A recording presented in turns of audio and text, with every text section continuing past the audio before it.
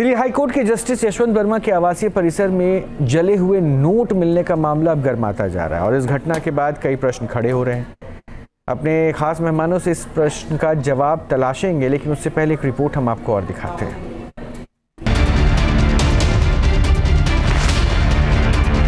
Delhi high court के जज justice Yashwant Verma के आवास में जले हुए नोटों की गड्डियां मिलने की खबर से हड़कंप मच गया। इन तस्वीरों को जिसने भी देखा उसके जहन में कई सवाल उठने लगे। आखिर लुटियंस दिल्ली जैसे वीवीआईपी और हाई प्रोफाइल इलाके में इतने नोट कहां से आ गए? पैसों का सोर्स क्या है? क्या ये कोई बड़ी साजिश है? ऐसे तमाम सवाल किए जाने लगे। जले हुए नोटों का 65 सेकंड का वीडियो सार्वजनिक होने के बाद सवाल उठे कि जस्टिस वर्मा के स्टोर रूम में इतना कैश कहां से आया? क्या स्टोर रूम में किसी बाहरी शख्स की भी पहुंच थी? क्या स्टोर रूम तक जस्टिस वर्मा के स्टाफ की भी एंट्री थी? क्या कोई इतनी रकम किसी स्टोर रूम में रख सकता है? कैश रखने के लिए बोरियों का इस्तेमाल क्यों किया गया? क्या स्टोर रूम या आसपास के सीसीटीवी कैमरे बंद थे? नोट मिले तो 15 मार्च की सुबह जले हुए नोटों को किसने हटाया? क्या ये कैश किसी अवैध गतिविधि से जुड़ा था? क्या जस्टिस वर्मा को कैश की जानकारी थी? क्या जस्टिस वर्मा के घर में साजिश हुई है? दरअसल दिल्ली हाईकोर्ट के चीफ जस्टिस टी.के. उपाध्याय की तरफ से सुप्रीम कोर्ट को सौंपी गई रिपोर्ट में कहा गया है कि 15 मार्च की सुबह जिस कमरे में आग लगी थी वहां से मलबा हटाया गया था। रिपोर्ट के मुताबिक जहां आग लगी वहां किसी बाहरी का प्रवेश संभव नहीं दिखता। बंगले में रहने वाले लोग, घरेलू सहायक और सरकारी कर्मी ही स्टोर रूम तक जा सकते हैं। हाईकोर्ट के चीफ जस्टिस की रिपोर्ट में इस मामले की गहराई से जांच कराने की आवश्यकता भी जताई गई। जस्टिस वर्मा के घर जले हुए नोट मिलने पर पुलिस की रिपोर्ट भी सामने आई है, जो उसने दिल्ली हाईकोर्ट को सौंपी है। इस रिपोर्ट के मुताबिक 14 मार्च की रात 11:45 पर जस्टिस वर्मा के आवास में आग लगने की जानकारी मिली। आग लगने की जानकारी जज के निजी सचिव ने दी थी। कोठी की चहारदीवारी के कोने में स्थित एक कमरे में आग लगी थी। जिस कमरे में आग लगी उससे लगे कमरे में सुरक्षा कर्मी रहते हैं। शॉर्ट सर्किट से लगी आग पर तुरंत काबू पा लिया गया था। आग बुझने के बाद अधजले नोट से भरी 4 से 5 अधजली बोरियां मिली।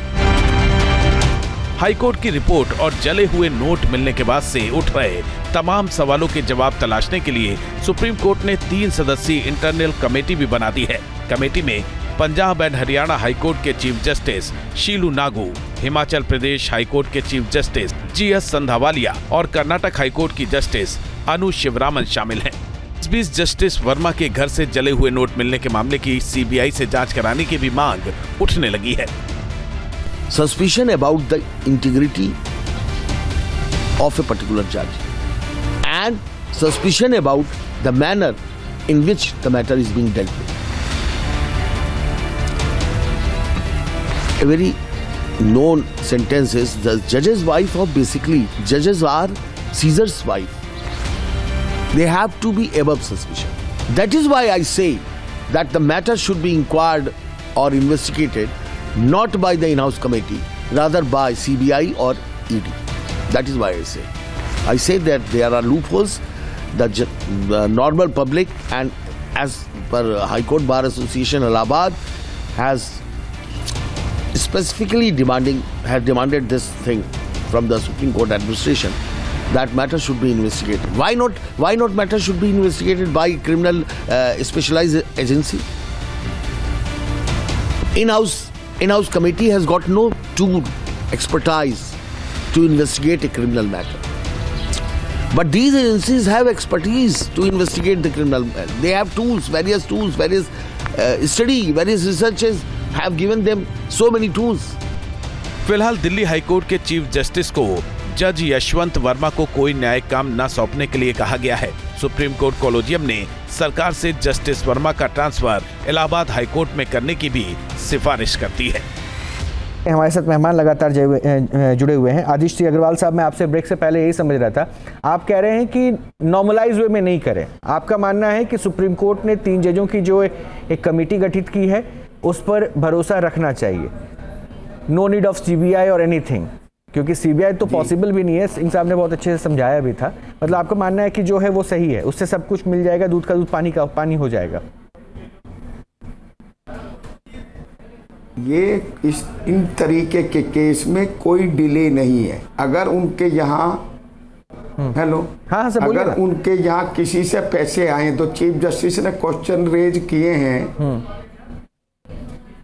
उससे पता चल जाएगा 6 महीने का उन्होंने कॉल डिटेल मंगवा रहे हैं, कौन कौन सिक्योरिटी के आदमी वहाँ ड्यूटी पे थे, ताकि उससे ये पता चल जाएगा कि भाई कौन कौन आदमी आए थे, कौन कौन से केस इन्होंने डिसाइड करे, तभी तो पता चलेगा कि कौन सी गाड़ी आती थी। सबके स्टेटमेंट रिकॉर्ड करे जाएंगे।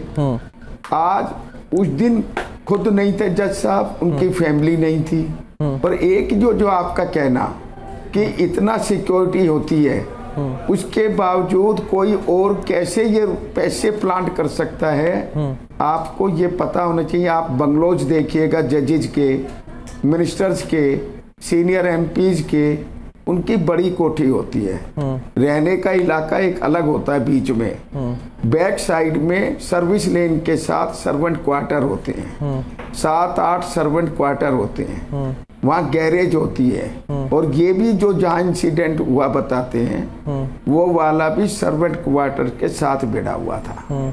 और आपको ये भी समझना चाहिए, अगर उनके बेडरूम में कोई चीज पाई जाती तो ये उनको एक्सप्लेन करना जरूरी था।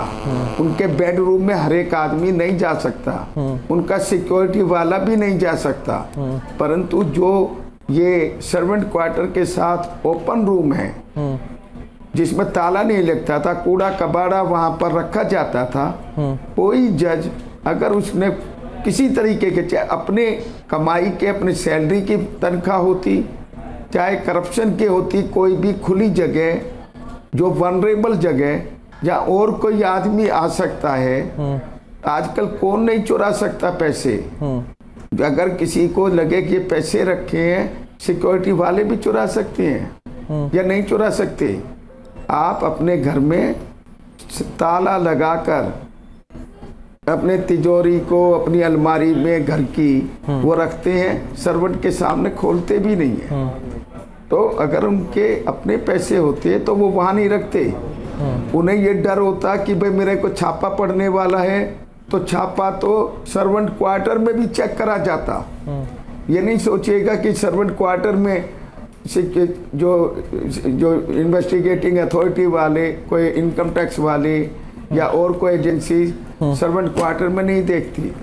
तो there are so much room available. ठीक है अग्रवाल साहब, अग्रवाल साहब आप ही के पॉइंट के साथ में अनिल जी को आपके साथ जोड़ रहा हूँ।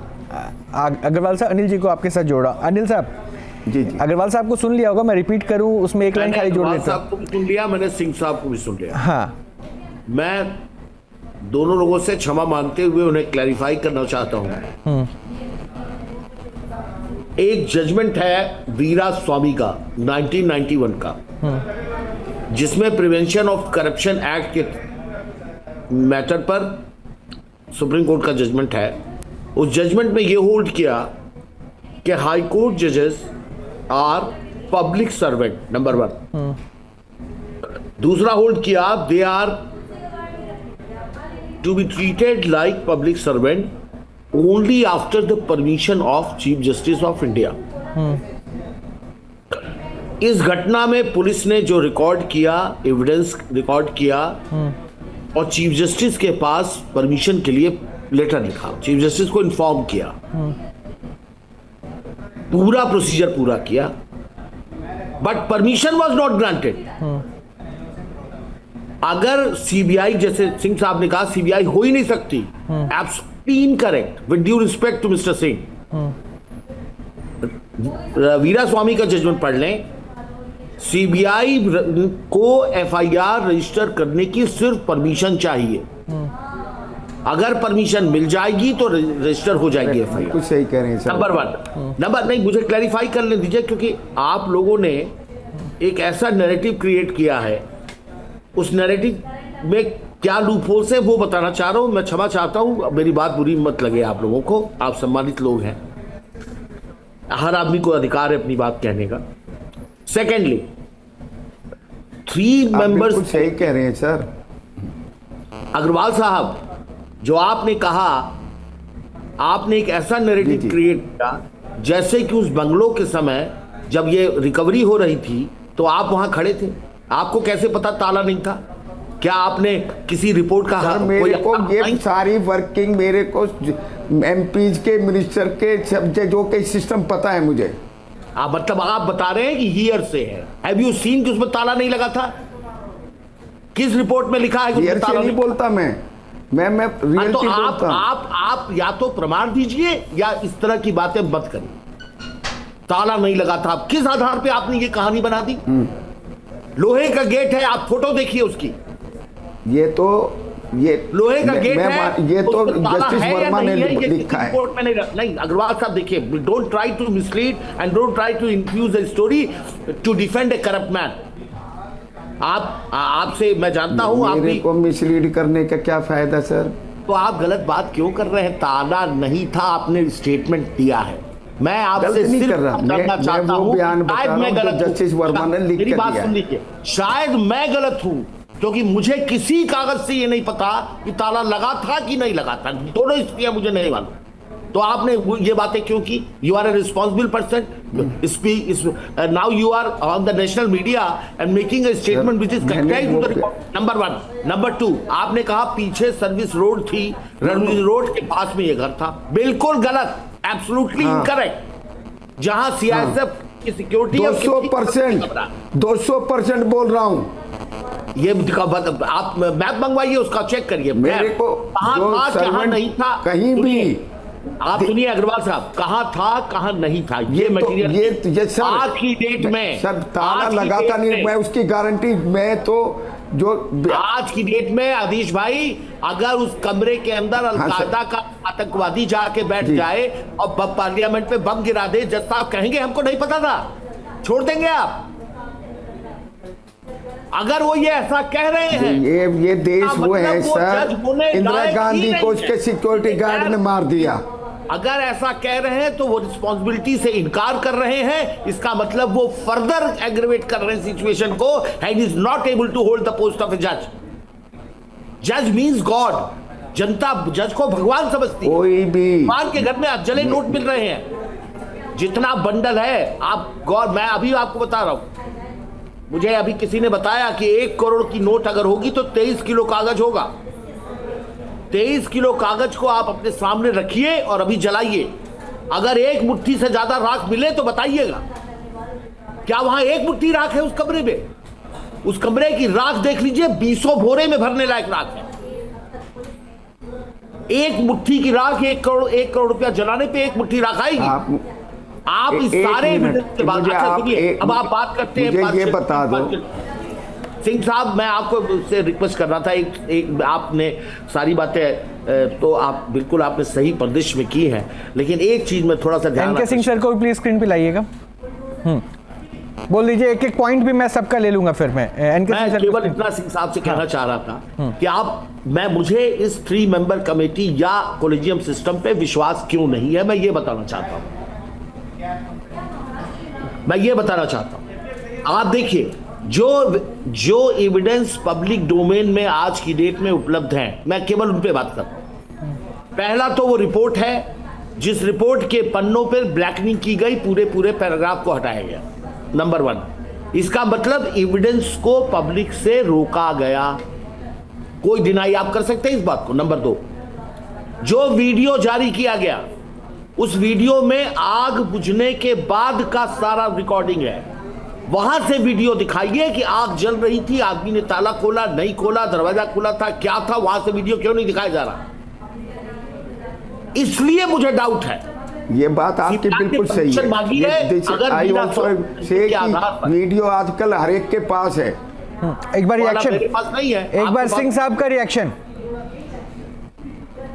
सर, प्लीज रिस्पॉन्ड कीजिएगा। नहीं, मैं अनिल जी बहुत लॉजिकल बात कर रहे हैं, इसमें कोई दो राय नहीं है। मैं एक आध इन्फॉर्मेटिव में इनका जो लॉजिकल ब्लॉक बना है ना, उसकी कमजोरियां बता दूं।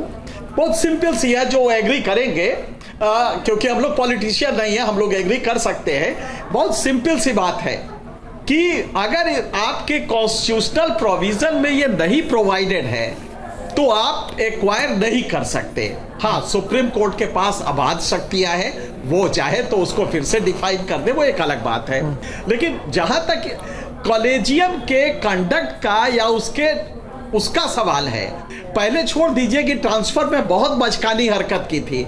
शुरू में जो छिपाने की प्रक्रिया की वो बहुत ही प्योराइल थी, बहुत ही बचकानी थी। लेकिन जब ये ब्रह्म ज्ञान आया तो गौर कीजिएगा ये लीक कैसे हुआ होगा। आप तो इतना समझ रहे हैं ना, अब मेरे ख्याल से आपसे ज्यादा तो कोई नहीं समझेगा, और आदिश अग्रवाल को भी मालूम होना चाहिए ये धनंजय महापात्रा ने ये लीक किया है। तो ये कहीं से लीक हुआ है, और ये लीक ऐसे नहीं हुआ है। भाई साहब, कॉलेजियम चाहता था कि ये मैनिफेस्ट हो। भाई साहब, मैं जो उसके बाद आप देखिए कि कॉलेजियम ने लीक होना वीडियो बहुत रिलीज अच्छी किया, चीज है। और इस समय पूरी शिद्दत। जी भाई साहब, सिंह साहब, मैं इजाजत चाहूँ अगर एक लाइन में जो बोलिए सर, बोलिए। तो कम्युनिकेट नहीं कर पा रहा हूँ। तिवारी जी बोल दीजिए, बोलिए तिवारी जी। अनिल जी बोल मैं दीजिए। शायद मेरी बात कम्युनिकेट नहीं हो। देखिए, कौन संविधान में इनको हटाने की प्रक्रिया में प्रोटेक्शन दिया गया है। क्रिमिनल जुरिडिक्शन के बारे में, क्रिमिनल कंडक्ट के बारे में कोई प्रोटेक्शन नहीं है संविधान में, और कहीं मना भी नहीं है कि नहीं होगा। पहली बार मना हुआ 1991 वीरास्वामी जजमेंट में। जजमेंट ने यह कहा कि एफआईआर बिना सीबीआई की परमिशन के नहीं हो सकती। ये कहां लिखा हुआ है कि इनके ऊपर क्रिमिनल केस नहीं हो सकता? सही बात है, करेक्ट। कहीं नहीं, कोई प्रोहिबिशन नहीं है। वीरास्वामी ने पहली बार बिना लगाया और ये कहा सीबीआई की परमिशन एक्ट में एक्शन हो सकता है। मैं बोलूं? बोलिए अनिल जी, बात अनिल जी, इसका एक और तरीका कितना अच्छा हो जाएगा कि ये कमिटी एक्वायर करे। ये कमिटी, अनिल जी, सिंपल सा है कि ये कमिटी जो जजेस की है, ये सीबीआई को रिक्विजिशन करे, ड्राफ्ट करे इस पूरे इन्वेस्टिगेशन में, और सीबीआई से असिस्टेंस ले। और जितने सिंह साहब, सीबीआई नहीं, ये तो कर सकती है, ये प्रोविजन है। ये कमिटी अगर चाहे सीबीआई। आप मेरी बात सुन लें। एज ए लॉयर, मैं as a criminal lawyer, kindly please listen. वो सीबीआई का है, लेकिन supreme CBI is governed by the provisions of Delhi police act. Unless FIR is registered, CBI is not authorized to inquire, look into the matter. पहली बात, 3 आदमी की committee is not exercising judicial power. Supreme court judicial power से तो order कर सकता है कि जाइए 3 आदमी की कमेटी को मदद करिए, लेकिन 3 आदमी जजेस की कमेटी सीबीआई को डायरेक्ट नहीं कर सकती है कि आइए मेरी मदद करिए, क्योंकि they are not having judicial power. Try to understand the conflict of law.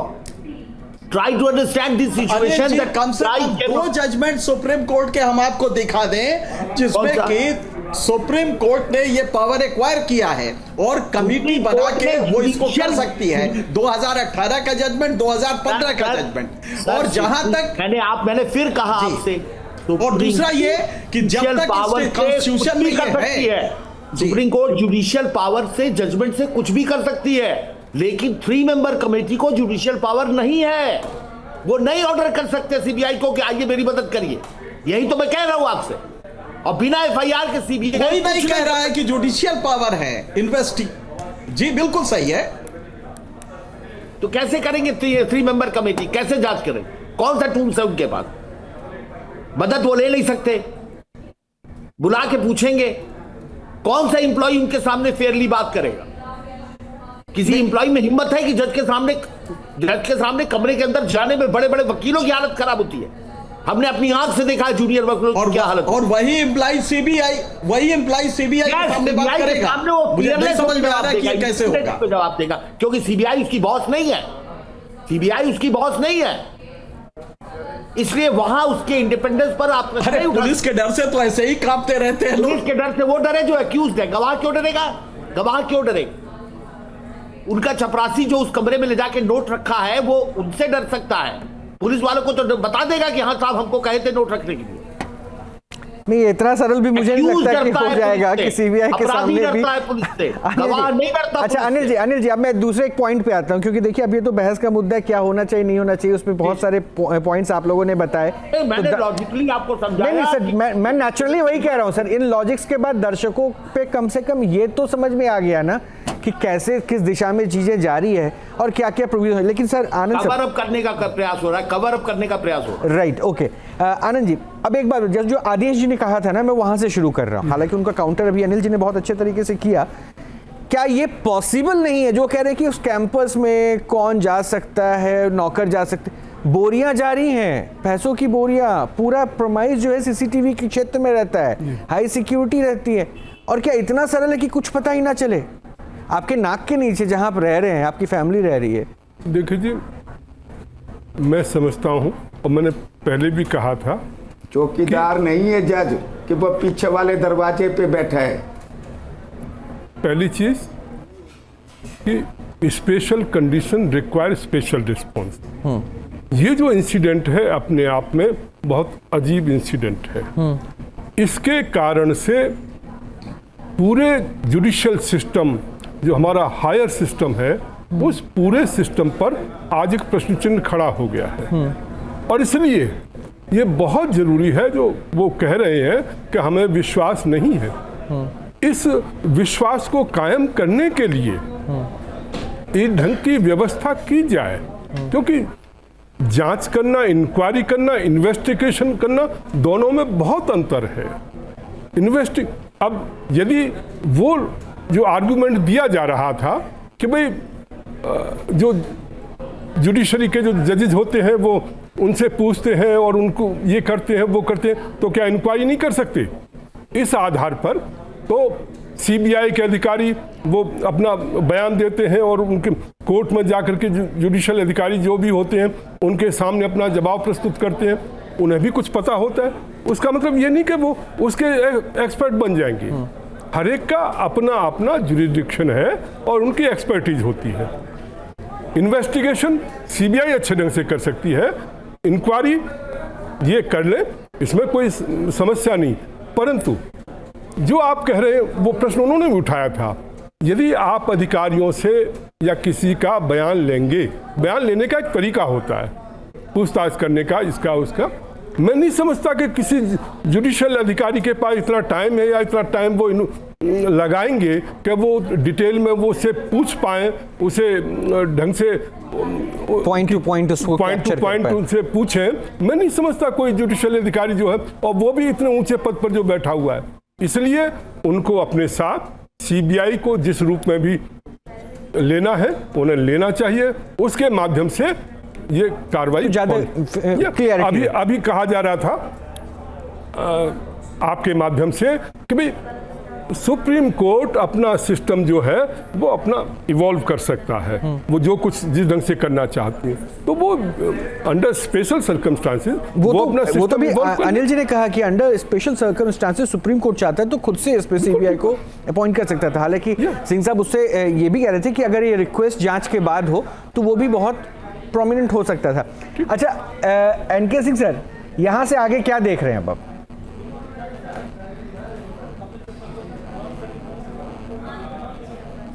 हाँ नहीं, मुझे लगता है कि उसमें बिल्कुल साफ इंक्वायरी होगी और ये बचने नहीं जा रहा है। ये जज बच तो कहीं से नहीं, और ये सब बड़ा ही बचकाना लगता है कि साहब मेरे आउट हाउस में मिला और उसमें ताला नहीं था, और वो अरे 15 करोड़ तुम्हारे यहाँ मिल रहे हैं और जनता के जो इंक्वायरी कर रहे हैं उनकी बुद्धि घास खाने नहीं गई है।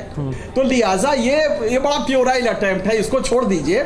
जज साहब बचने तो नहीं जा रहे हैं। हाँ ये अच्छा, दूसरा पॉलिटिकली देखें अगर आप, तो ये जैसे ही इंक्वायरी कमेटी की रिपोर्ट जाएगी और उसके बाद सुप्रीम कोर्ट से राष्ट्रपति के यहाँ रिकमेंड होगा और राष्ट्रपति के यहाँ से ये जाएगा, पार्लियामेंट इसको वो करेगा, मोशन को वो आगे बढ़ाएगा, तो उसके प्रोसेस में इनको इम्पीच भी किया जाएगा और ये प्रोसेस एक्सपेडाइट किया जा सकता है। जहां तक इंक्वायरी का सवाल है, ये सुप्रीम कोर्ट के पास पावर है कि आज वो जुडिशियल साइड में इस केस को लेके, और जैसा कि बता रहे हैं अनिल जी, उसमें एक सीधे इंक्वायरी कर सकती है कि भाई इसमें हम डिप्राइव करते हैं और स्पेशल पावर। अनिल जी इसी पॉइंट को बार-बार उठा भी रहे हैं। 14 तारीख की घटना हुई और आज हम कहां पे पहुंच गए। अब तक तो जांच की प्रक्रिया को आगे बढ़ाते थे तो बहुत कुछ स्पष्ट हो जाता है। एक चीज और बता दूं, एक कंफ्यूजन और हो रहा है डिस्कशन में। अभी उसको क्लियर कर रहे हैं वरना आगे कंफ्यूजन बढ़ता जाएगा। बोल दीजिए जो ये जजेस की इंक्वायरी चल रही है, ये चल रही है for renewal, for termination of service. Termination of service मतलब डिपार्टमेंटल एक्शन, एक प्रोसीजर है कि इंपीचमेंट से होगा। मैं बात कर रहा हूं क्रिमिनल एक्शन की। क्रिमिनल एक्शन अलग है, डिपार्टमेंटल एक्शन अलग है। रिमूवल हो या ना हो, सजा क्या मिलेगी? मान लीजिए रिमूव हो जाते तो सजा मिलेगी इनको? ये जो एंटी नेशनल काम किया है, इसकी सजा कौन देगी? इसकी सजा अदालत देगी क्रिमिनल एक्शन के बाद, पुलिस की चार्जशीट के बाद। मैं उसकी बात कर रहा हूं। दिशा जो जा रही है वो इंपीचमेंट की तरफ जा रही है, वो एक अलग रास्ता है। 3 मेंबर इंक्वायरी करें, रिपोर्ट दें, डिबेट हो, इंपीचमेंट हो। वो एक फ्लॉ आपके आर्गुमेंट पे एक फ्लॉ है, प्लीज उसको समझ लें। आप जब ये कह रहे हैं अनिल जी कि ये उसको सजा मिल जाएगी, एक सिटिंग जज को आप सजा नहीं दे सकते। मैं बार बार यही कह रहा हूं कि जब तक आपके कॉन्स्टिट्यूशनल प्रोविजन में 124 गलत है, है आपने संविधान में कहीं नहीं लिखा हुआ कि सिटिंग जज को आप सजा नहीं दे सकते। संविधान कहता we the people of India, everybody is equal before law, equality of law. Please read the constitution, there is no provision at all. Why you are confused? कोई प्रोटेक्शन नहीं है। प्रोटेक्शन पहली बार दिया गया है, पहली बार प्रोटेक्शन दिया गया है 1991 पर्सनल अनिल जी छोड़ दीजिए। अनिल जी प्लीज छोड़ दीजिए कि मैंने कितना संविधान पढ़ा है, आपने कितना पढ़ा है, उस पर ना जाइए। वो कमेंट हम लोग के लिए हल्का हो जाएगा, आपके लिए भी, हमारे लिए भी। तो उसको छोड़ दीजिए, हमने कितना पढ़ा है, हम लोग बेयर फैक्ट्स पे बात करें। तो मैं माफी, सबसे पहले मैं डिबेट छोड़कर आपसे माफी चाहता हूं। मुंह से मेरे एक्साइटमेंट में निकल गया, मैं उसके लिए अपने शब्द वापस ले। मैं आपका अपमान करने का मेरा कोई इरादा नहीं, मैं एक्साइटमेंट में बोल गया। मैं इसलिए कहता हूं संविधान में भाई साहब प्रोटेक्शन नहीं है, इनको केवल रिमूवल से प्रोटेक्शन है। ठीक है सर, अनिल जी से प्रोटेक्शन नहीं है। Anil ji thank you so much. Anand ji बहुत बहुत शुक्रिया, आदेश जी आपका भी बहुत बहुत शुक्रिया, एनके सिंह सर आपका भी बहुत बहुत शुक्रिया। लेकिन एक बात तो ज़रूर स्पष्ट है कि बहुत सारे सवाल अभी भी हैं जो जीवंत हैं और इस सिस्टम के साथ जुड़कर अब जुडिशरी के साथ लगातार आम लोग पूछ रहे हैं कि आखिर ऐसा क्या हो रहा है और ऐसा क्यों हो रहा है, क्या ऐसा होता है, क्या वो जले हुए नोटों के पीछे का सच क्या है। हम तमाम अपडेट पहुंचाते रहेंगे, अभी के लिए इतना ही।